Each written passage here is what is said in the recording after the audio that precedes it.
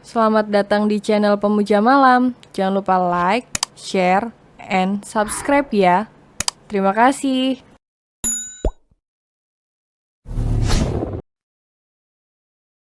Chapter 28 Tendangan Sang Mami Sambung. Punya duit emang? Tanya Sasi ragu. Upah bantuin bunda bikin kue. Bisalah kalau cuma beli bakso 2 mangkok. Jawab Friska pamer. Tapi jangan capek-capek juga bikin kuenya. Ingat yang di dalam. Nasihat Sasi yang tumben bijak. Iya, biasa cuma sampai jam 9 udah disuruh istirahat sama bunda. Kan sekarang Mas Bril bantu bikin kue juga karena orderan banyak. Cerita Friska lagi. Rezeki dedek bayi juga kayaknya. Kan selama ini kamu yang bantuin promosi diem-diem. Atau bunda udah tahu kamu bantuin promosi? Tanya Sasi kepo. Bunda belum tahu, jawab Friska meringis bersamaan dengan bel masuk sekolah yang sudah berbunyi. Friska pulang sore karena ada tambahan pelajaran menjelang ujian yang akan berlangsung 1 pekan lagi. Capek? Tanya Gabriel yang sekarang bisa rutin mengantar jemput Friska. Sekalian mengantar kue pesanan atau kadang belanja bahan kue juga. Dikit, lapar juga. Keluh Friska yang memang lebih sering lapar sekarang. Aneh memang. Ibu hamil lain biasanya mual dan muntah di trimester awal. Tapi Friska malah sama sekali tak mual muntah dan malah doyan makan. Sepertinya calon bayi Friska ini memang pengertian. Makan dulu, mau bakso atau mie ayam? Tawar Gabriel seraya merapikan poni Friska yang fasah oleh keringat. Siomay boleh? Friska mengajukan pilihan lain. Boleh. Ayo, naik. Titah Gabriel selanjutnya setelah memakaikan helm ke kepala Friska. Jam sudah menunjukkan pukul 5 sore saat Friska dan Gabriel tiba di rumah. Siomay, bun. Gabriel meletakkan 2 bungkus siomay ke atas meja makan. Siapa yang beli? Tanya Bunda Laksmi penuh selidik. Tadi Friska ngi. Gabriel tak jadi melanjutkan kalimatnya karena kakinya mendadak diinjak oleh Friska. Friska yang traktir karena orderan spraynya banyak, bun. Ucap Gabriel cepat mengoreksi jawabannya. Bunda Laksmi menghela nafas. Hanya karena kamu bisa cari uang sendiri, bukan berarti kamu bisa jajan terus, Fris. Uangnya ditabung dan jangan dihambur-hambur begini. Nasihat Bunda Laksmi pada Friska. Iya, bun, kan cuma sesekali dan gak tiap hari. Friska mencari alasan.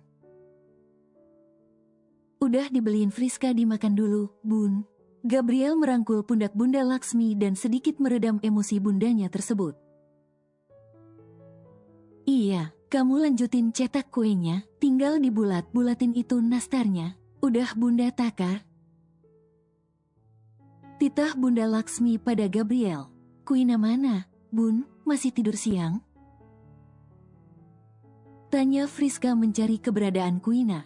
Sudah dijemput temannya tadi, katanya ada acara ulang tahun atau apa. Jawab Bunda Laksmi sebelum mertua Friska itu mulai menyantap siomaynya. Ulang tahun kemana? Tanya Gabriel yang sudah mulai membulatkan adonan nastar. Ke rumah temannya, tadi kan sudah izin ke kamu, Bril.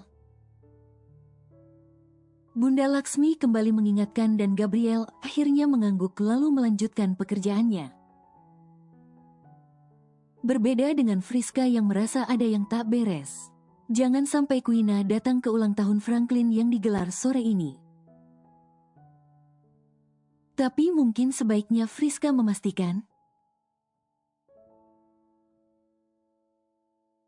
Sudah sampai, ucap Lexi yang langsung mengajak Kuina turun dari mobilnya. Ramai sekali, Lex?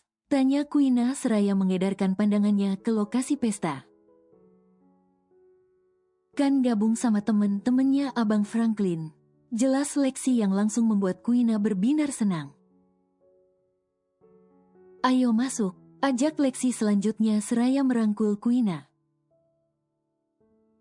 Dua gadis remaja itu masuk ke rumah mewah Franklin dan Lexi, yang sore ini sudah disulap menjadi lokasi pesta dengan berbagai hiasan dan pernak-pernik khas remaja. Abang Franklin ada juga berarti? Tanya Quina yang sudah sangat antusias. Ada, dong, mungkin lagi di Hai. Lexi belum menyelesaikan jawabannya saat Franklin tiba-tiba sudah datang dan merangkul Lexi serta Quina. Tentu saja hal itu langsung membuat Quina menjadi salting. Baju kamu bagus, Queen. Puji Franklin seraya mengendus aroma tubuh Quina. Friska nggak ikut? Tanya Franklin selanjutnya yang langsung membuat bunga-bunga di hati Quina berguguran seketika. Gadis itu langsung mengerucutkan bibirnya karena Franklin menyebut-nyebut Friska. Nggak usah nyariin yang nggak ada kenapa, sih, Bang. Lexi refleks mencubit perut Franklin dan abangnya itu langsung meringis. Sakit, iya makanya jangan bikin Quina cemberut begini. Lexi memperingatkan Franklin sekali lagi. Iya, sorry, mau minum, Queen? Franklin langsung minta maaf dan menawarkan minum pada Quina yang wajahnya sudah tak cemberut lagi. Hai, sayang, sapa Lexi pada seorang pria yang sepertinya adalah teman Franklin. Lexi juga langsung mencium bibir pria itu tanpa rasa canggung sedikit pun. Quina yang melihat pemandangan tersebut tentu saja langsung kaget. Pacar aku, Queen. Lexi memperkenalkan pacarnya pada Quina yang hanya meringis. Padahal masih sama-sama sekolah, tapi pacarannya sudah seperti orang dewasa. Ciuman di bibir, lalu rangkul-rangkulan. Bang, titip Quina, ya, Lexi mau senang-senang dulu. Pamit Lexi sebelum gadis itu berlalu bersama pacarnya tadi. Mau minum? Franklin menawari Quina sekali lagi. Minum apa? Tanya Quina sedikit salting pada Franklin. Ya minuman enak, ayo. Franklin menggandeng tangan Quina dan membawa gadis itu bergabung bersama teman-temannya. Coba ini, Franklin menyodorkan segelas minuman warna merah pada Quina. Bikin mabuk, enggak? Tanya Quina waspada. Enggak lah, cuma sparkling drink juga, jawab Franklin seraya tergelak. Tapi kalau kamu mau yang bikin mabuk ada juga. Franklin mengeluarkan minuman beralkohol dari bawah meja. Lalu memamerkan botol minuman tersebut pada teman-temannya. Aku mau, Frank. Aku mau. Semuanya berebut minuman memabukkan tadi, kecuali Quina tentu saja. Coba dikit, ujar Franklin suraya menyodorkan segelas minuman keras tadi pada Quina yang langsung menolaknya. Aku minum ini saja, jawab Quina seraya mengangkat gelasnya yang masih terisi setengah. Kamu nggak panas, pakai jaket begitu? Tanya Franklin selanjutnya seraya menunjuk ke crop jaket yang dikenakan oleh Quina. Gaun Quina memang hanya model you can see. Jadi tadi Quina memakai crop jaket agar bagian atas tubuhnya tidak terlalu terbuka. Baju aku sedikit terbuka, Bang. Quina langsung menolak saat Franklin hendak melepas crop jaketnya. Iya nggak apa-apa. Itu Lexi juga pakai baju terbuka, ujar Franklin yang tetap memaksa Quina. Abang, Quina menyentak tangan Franklin dengan kasar. Franklin langsung berdecak dan menatap marah pada Quina karena menolak permintaannya. Nggak usah jual mahal, Marah Franklin yang tiba-tiba sudah mendorong Quina. Hingga gadis 12 tahun itu setengah berbaring di sofa. Gila, kau mau melakukannya di sini, Frank? Ke kamar sana, celetuk teman Franklin yang tentu saja langsung membuat Quina membelalak.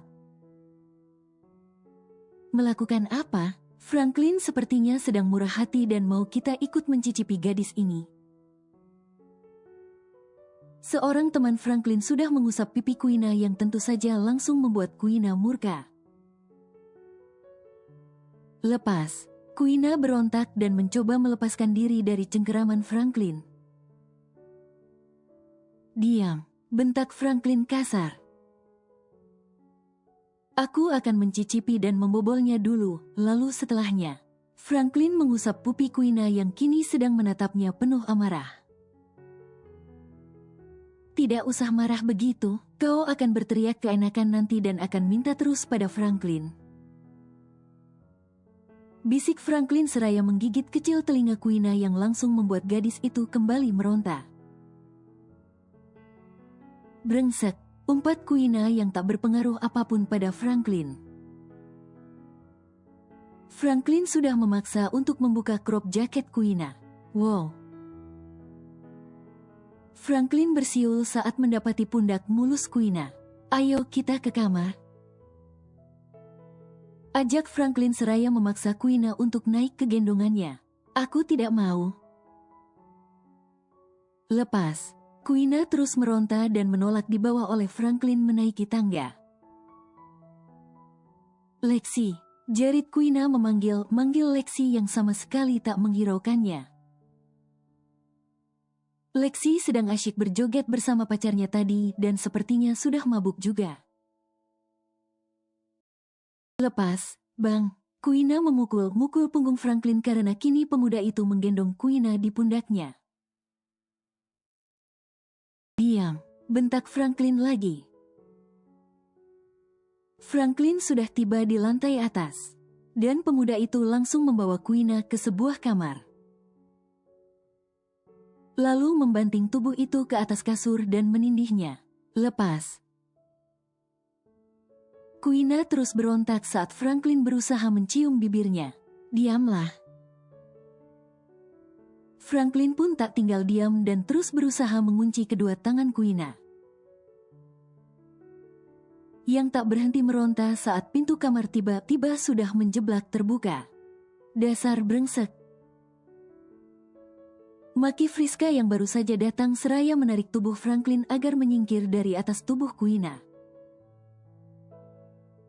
Friska, kamu datang, sayang.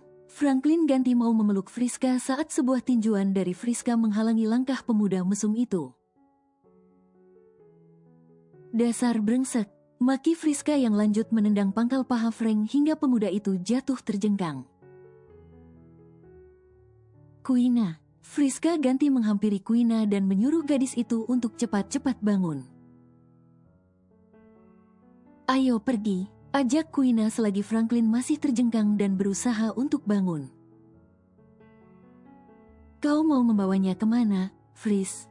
Teriak Franklin yang masih meringis menahan nyeri di pangkal pahanya. Karena tendangan Friska yang benar-benar tepat sasaran tadi. Cepat, cepat. Friska menarik tangan Quina dan mengajaknya menuruni tangga dengan cepat. Karena Franklin sudah mulai mengejar. Aduh, Friska meringis dan memegangi perutnya saat ia dan Quina sampai di anak tangga paling bawah. Mami kenapa? Tanya Quina khawatir. Nggak apa-apa, ayo cepat pergi. Jawab Friska yang kembali menarik tangan Quina dan mengabaikan sakit di perut bagian bawahnya. Friska, berhenti. Franklin terus berteriak memanggil Friska sambil mengejar langkah Friska dan Quina. Masuk ke taksi. Perintah Friska pada Quina karena tadi Friska memang naik taksi saat ke rumah Franklin. Dan meminta sopir taksi menunggunya. Quina dan Friska masuk ke dalam taksi dengan cepat dan nafas mereka hampir putus. Friska, Pak, jalan cepat. Friska memukul-mukul punggung supir taksi agar segera melajukan taksinya meninggalkan rumah Franklin. Dan juga Franklin brengsek yang terus memanggil Friska. Taksi akhirnya melaju pergi meninggalkan Franklin yang hanya bisa mengumpat atas kesialannya malam ini.